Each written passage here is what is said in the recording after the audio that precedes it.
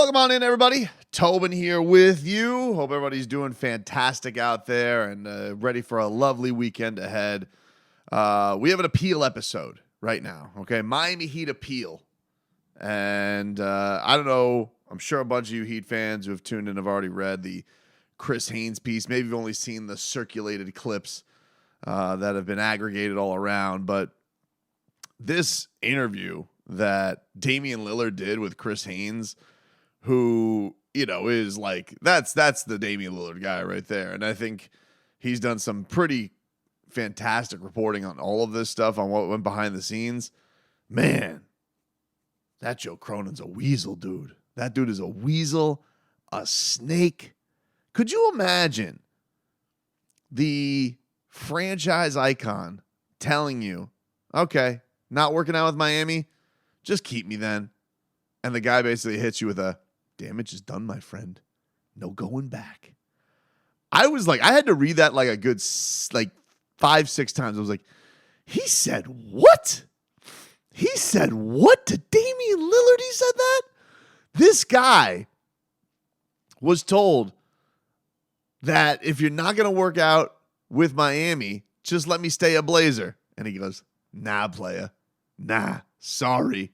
Guess what? Damage is done. This is Scoot's team now. I imagine he said that. I added that last part, but crazy, man.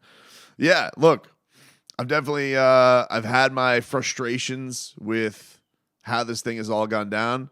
Look, first and foremost, I'm upset that Damian Lillard's on the Bucks because it's the Bucks, which very cute that they're having a little pep rally now. Like, I guess I guess we're good with that though, right? Everyone's gonna love it. You know, Giannis will be there.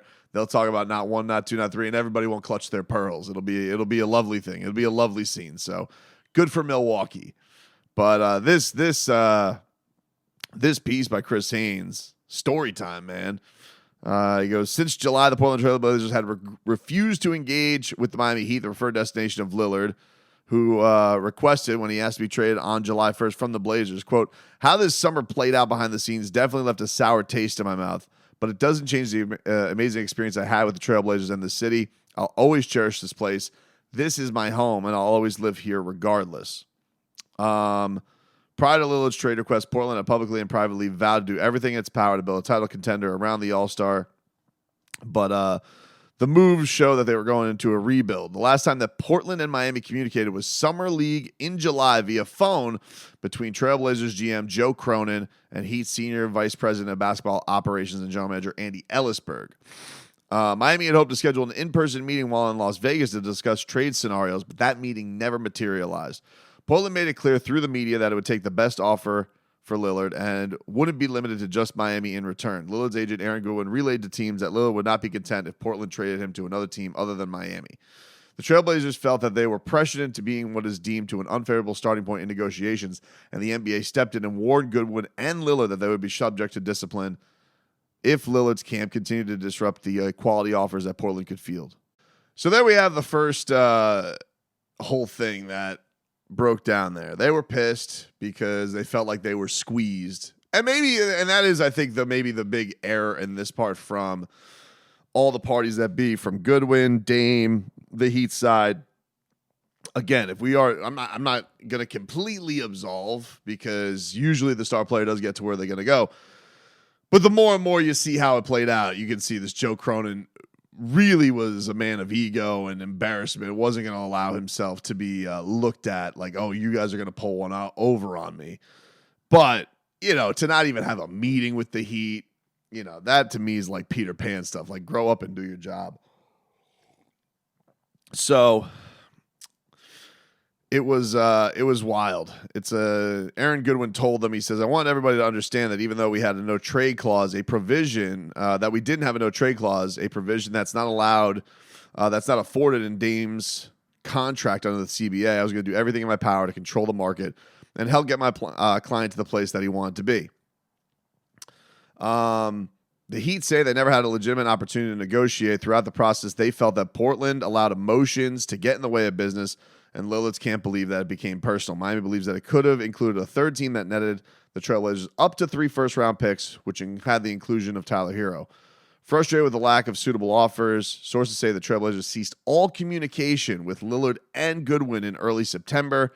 Portland's rationale was keeping them in the dark was to prevent Goodwin from getting involved in potential deals behind the scenes. For approximately 3 weeks, calls and texts from the Trailblazers to the Trailblazers from Goodwin and Lillard went unanswered. So there you can see, like, it got to a point. So we had like this whole thing where they were, he was just out, not talking about it, not giving him anything, which is wild. I mean, it's like this guy completely was stuck in his ways that he wasn't going to go anywhere. But obviously there weren't a lot of people who were ponying up with offers, right? So this is the craziest part of the story. This is the craziest part of the story, which is just Joe Cronin's just utter disrespect for Damian Lillard. And mind you, this is Damian Lillard. I mean, one of the most A-plus guys, competitor, wanted to stick it out in Portland. All he wanted from Joe Cronin, all he wanted was to compete. All he wanted was an actual roster that had a chance. And this guy was so gung-ho on his rebuild that he had Damian Lillard shut it down so he could get his stupid ping pong balls. Because you want to know something, in the world of general managers, you know, these guys who love to pile up draft picks, they're never under any heat. They're never under any pressure because they can always go under the guise of, oh, we're developing, until they find that star. If you have Damian Lillard and you have to actually build around him and it fails, then your job's actually on the line. So it's a real snake move. But this is the craziest part of the story from Chris Haynes. In late August, Goodwin suggested to Cronin that he meet with Lillard to mend the relationship in case the client would return to the team. Cronin agreed, so they met at Lillard's Portland mansion in September on September 5th. It was the first time the two had spoken in quite some time. With a little less than a month away from training camp opening, the two sat in the entertainment center of Lillard's home, and the meeting lasted about an hour. Lillard expressed his disappointment with how the situation had been handled, citing his steadfast commitment to the organization over the years. He questioned why there was no dialogue with Miami and expressed how disheartening it would be to be sent somewhere else against his wishes. According to sources, Portland had asked Lillard to sit out the final 10 games of last season to help the franchise improve its lottery odds. He was told that a higher draft pick would have a better chance of having a used pick to facilitate a trade for a proven veteran player. Reluctantly, he acquiesced to being shut down with a calf injury. Portland went 1-9 to finish the season and would go on to win the number 3 pick, select Scoot Henderson, a promising point guard that the team planned to keep. Going to be curious to see what happens with that.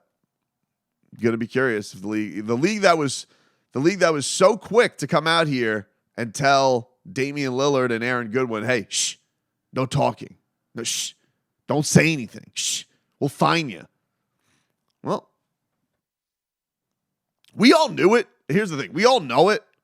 But, you know, to have that all out there and to know it's coming from Dame's side on things, like, it's going to be interesting. In the September 5th meeting, Cronin conveyed that if he was forced to deal with Miami, he had every intention of going after every attractable asset. Lillard knew that it was unlikely he would end up in Miami. Lillard said that if a deal couldn't be worked out with the Heat, he would prefer to rescind his trade request to the Trailblazers. Cronin's response to the 7-time All-Star was that there was no coming back. Jesus. No coming back. I couldn't even imagine, like, go back to the time where D Wade left the Heat, right? And feelings were really, really hurt there. And things got really personal. And there was like one last, you know, especially with D Wade and Riles. And D Wade had like a one last meeting with Mickey. And, you know, ultimately chose to go to Chicago. But I couldn't imagine, like, if you found out that D-Wade was like, never mind, fine, I'm just going to come back to the Heat. And Riley told him, no coming back. Could you imagine that? Crazy. Now, what happened was bad enough. I mean, it was already it felt like a funeral when he left. But to know that the head of your organization would disrespect a legend like that, no coming, never mind, okay, fine, I'll come back. If I can't go to Miami, I'll go back to the Blazers. No coming back. Lillard was shocked, sources said. He said that it was discouraging to hear that he couldn't return, but added that he didn't want to be somewhere he wasn't wanted, and he ended the meeting. Lillard was still hopeful that a deal with the Heat could be within reach. However, he had to face the realization that he might not be moved. So on September 11th, he started showing up at the Trailblazers facility to work out. He went in for 8 days and said that Cronin didn't address him once. Lillard told Chris Haynes, quote, I went into the facility because I was still on the roster, and usually that's the time of year when team activities start to pick up as a group, and I wasn't confident that I was going to be moved, so I showed up to be in the mix. I didn't go there to cause any problems. That wasn't my character, and if they felt that way, that wasn't my intent. I was just trying to get acclimated, and everyone was happy to see me. Every single person except for Joe. He never spoke to me, and when I noticed that, I made up in my mind that I was going to not go out of my way to speak to him. Whew. That's wild, dude. Wild. Just to disrespect Damian Lillard like that. But look, man, I think ultimately, Chris, Dame, Aaron Goodwin, they all kind of give you the this guy wasn't gonna negotiate with the Heat. And his whole thing of, I was gonna go get every attractable asset. What does that mean? I mean, was he going to do that because he was, only going to go back and ask for Bam Adebayo again, and you knew that wasn't going to happen? I don't know. But, yeah, I think the only misstep here, again, that I would say what ended up not getting the Heat, Damian Lillard, was making it seem like it was all orchestrated from the start. And they didn't know what kind of a weasel they were dealing with, a guy who was definitely just looking out for him. And I am curious to see how Portland, because Portland is, I guess been happy with the deal. I don't, it has, and I know that there's been a lot of people laughing at Miami, and I get it. Look, we were cocky as hell. I'll take the mockery on that one. It's not like it's not like not getting Dame hurts worse than losing at the end of the Eastern Conference Finals to Boston or losing in the NBA Finals to Denver. It's not like it's even close to that. So we'll take the laughter.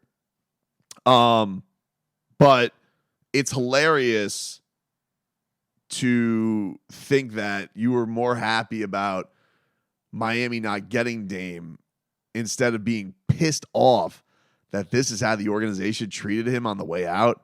Jesus Christ. Woo. Unbelievable.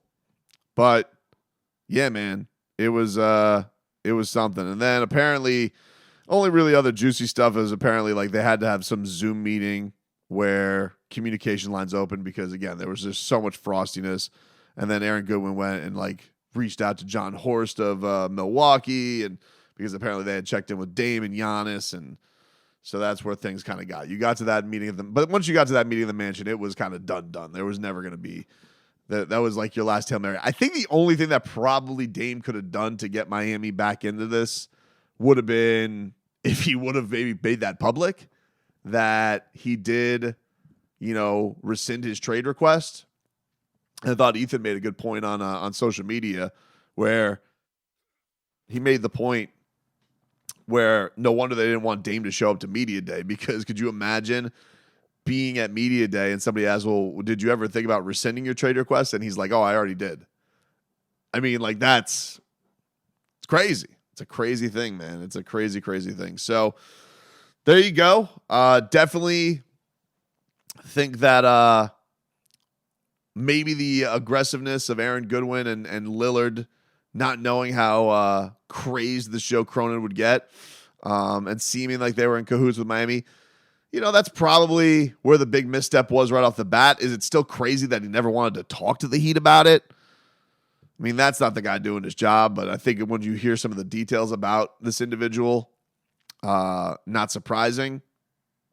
And so I'm ready to put this thing behind me, man. I mean, it was great kind of getting the juicy epilogue to all this, but again, it's exciting that the season's upon us. I can't wait for camp next week, and harpoons on the wall for a while. I'm not wailing for a while. I'm putting it up. I'm staying out of fodder. I'm staying out of the weeds right now. I just need to just step aside, because this was definitely the whale that I always wanted the Heat to get.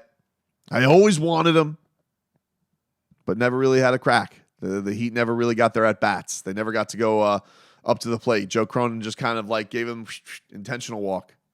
He didn't even want to deal with it. He wanted to go up to the next batter. So that is, but bro, telling a legend there's no going back. That is some snake stuff by Joe Cronin. Whew.